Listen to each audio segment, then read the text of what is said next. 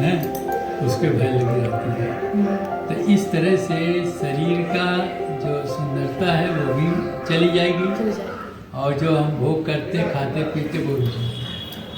हाँ, तो करना क्या है भाई, कुछ करना तो है। तो इसीलिए भगवान के शरण में जाओ। और स्वयं गीता में भगवान कहा कि मम शरणम, मेरे शरण में जो आता है तो सर्वधर्मान परित्यज्य मामेकम शरणं व्रज अहम त्वां सर्व पापेभ्यः मोक्षामि मा शुचः। अर्जुन से कहा कि सारे धर्म को छोड़ो, हमारे धर्म में, हमारे शरण में आ जाओ, सब कुछ छोड़ो और मैं तुमको इस तरह से उद्धार कर दूंगा कि जो तुम्हारे जितने भी प्रायश्चित हो खत्म हो।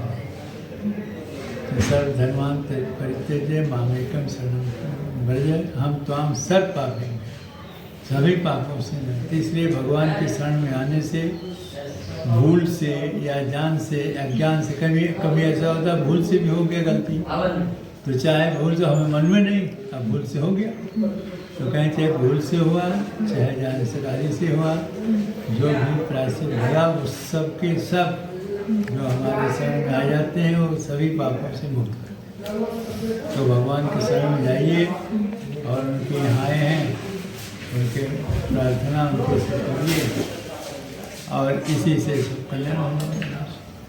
यहाँ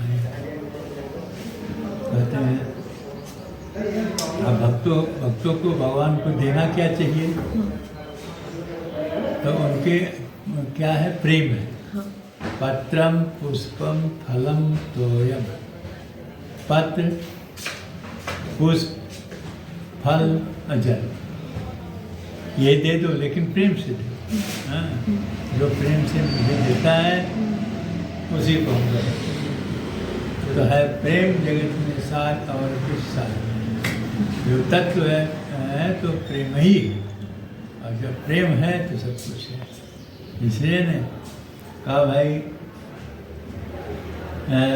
जो ऐसा परमात्मा है जिसको कोई जानता नहीं और बहुत तपस्या करने से भी उसका पता नहीं चलता।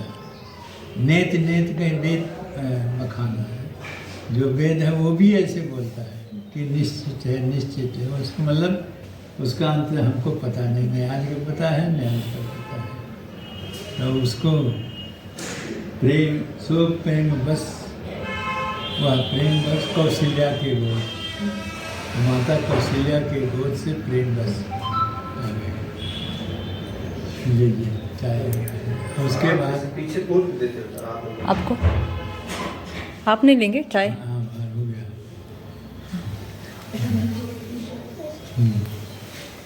तो कहते हैं कि जब महाराज दशरथ जी बुलाते हैं, पराधीन, मैं भक्त के अधीन हूँ। भक्त का काम है कि उनको तकलीफ न हो, न धूप से, न ठंडी से, न वर्षा से, कोई भी परेशानी भगवान को न हो। ये पुजारी का उत्तरदायित्व होता है, लेकिन वो होता था, कोई हम कर नहीं सकते थे। तो परिणाम ये है कि 28 वर्ष तक में बहुत कठिनाई थी। वर्षा में भी पानी बरसता था, कभी कभी फट जाता था, तिरपाल भर जाता था, बहुत परेशानियाँ रही, लेकिन उनकी शक्ति मिला भगवान के। जो 28 साल तक उस परम अथवा में हम रामलला की सेवा करते हैं।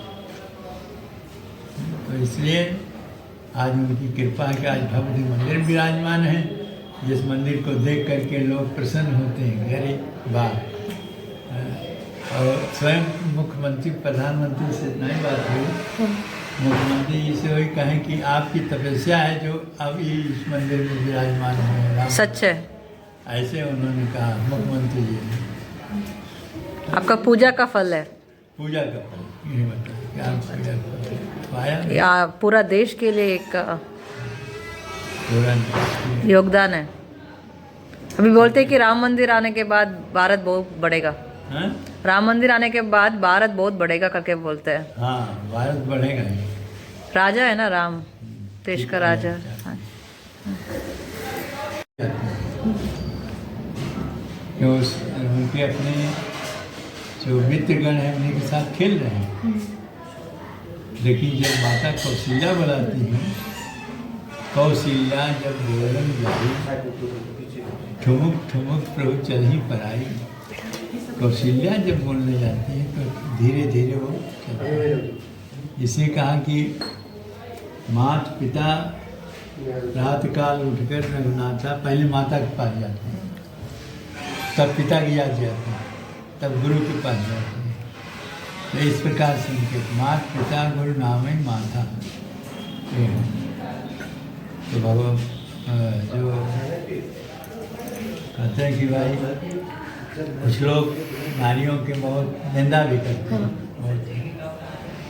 साध कहता नारी निंदा न कर, नारी नर के खान, नारी से ही नर होते हैं, ध्रुव प्रहलाद समान। ध्रुव ऐसे परम भक्त हुए, नारी से हुए, और प्रहलाद ऐसे भक्त हुए, नारी से हुए। तो नारी की निंदा न करो। इसलिए हमारी सरकार भी सशक्तिकरण कर रही है, और जब नार्यास्य पूजनते रमन्ते तत् देवता, जहाँ नारी पूजा होती है वहाँ देवता निवास करते हैं। ठीक है, तो भगवान के शरण में भाव कि हम उनके शरण में हैं, ऐसे है जहाँ रहो, हम उनके शरण में हैं, ऐसा सोचा करो। उनके नेत्र से देखो तो सब शरण में। ठीक है,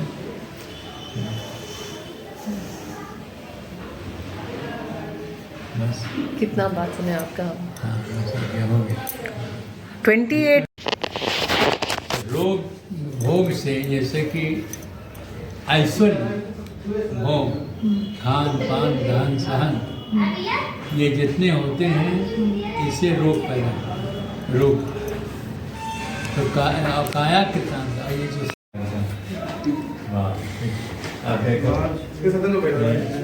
इसका बड़ा है। ये बेटे के लिए छोटा साइज चाहिए। आपके लिए थोड़ा बड़ा।